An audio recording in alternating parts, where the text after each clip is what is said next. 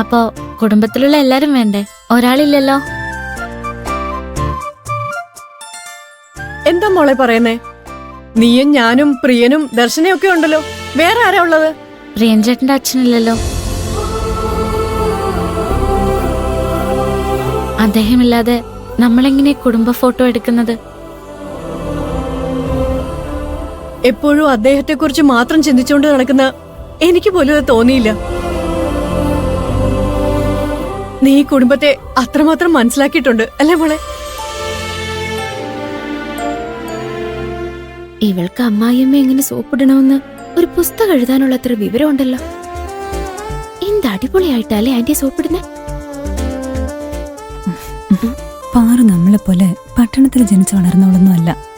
മനസ്സിലുള്ളത് മറച്ചു വെച്ച് അഭിനയിക്കാനൊന്നും അവൾക്ക് അറിയില്ല. ബന്ധങ്ങളുടെ വില അവൾക്ക് ശരിക്കും അറിയാം. അത് ഓവറായി തോന്നുന്നത് നമ്മുടെ കുഴപ്പം കൊണ്ടാ. അതും ശരിയാ. നിന്നെ പോലെ ഒരു മരുമകളെ വേണ്ടെന്ന് പറഞ്ഞതില് എനിക്ക് എന്നോട് തന്നെ ദേഷ്യം തോന്നുന്നുണ്ട്.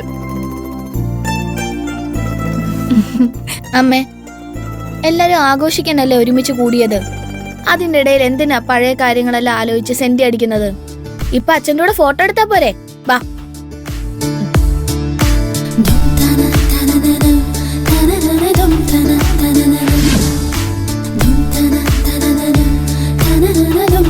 റെഡി റെഡി എടുക്കട്ടെ. ഇനി ഞാൻ കൂടെ നിക്കാം. ഞാൻ പാറുവിന്റെ കൂടെ നിക്കാം. നീ ഫോട്ടോ എടുക്ക.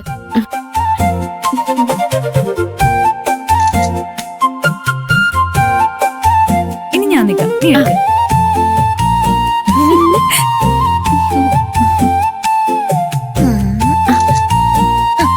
ഇനി ഞാൻ നിക്കാം.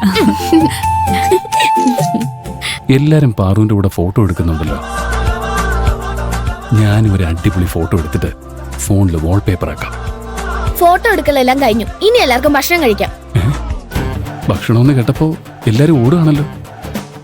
അല്ല, അങ്ങനെ പോയാ എങ്ങനെ ശരിയാവും? ഇനി ഒരു ജോഡിയുടെ ഫോട്ടോ കൂടെ എടുക്കണം. അങ്ങനെ പറ അമ്മേ. അല്ലെങ്കിൽ ഈ വീട്ടിൽ ഏറ്റവും വിവരം അമ്മയ്ക്കാണെന്ന് എനിക്കറിയാം. ആ എടുത്തോ, എടുക്ക. നീ എന്താ ചെയ്യുന്നേ? ഫോട്ടോയ്ക്ക് പോസ് ചെയ്യുന്നു.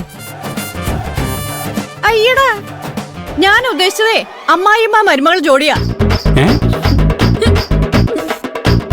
ഞങ്ങളല്ലേ ഈ വീട്ടിൽ കൂടുതൽ നേരം ഒരുമിച്ച് കഴിയാൻ പോകുന്നത്. അപ്പോ ഞങ്ങളുടെ ജോഡിയാണ് കൂടുതൽ പ്രധാനം. നീ ഫോട്ടോ എടുത്താ മതി.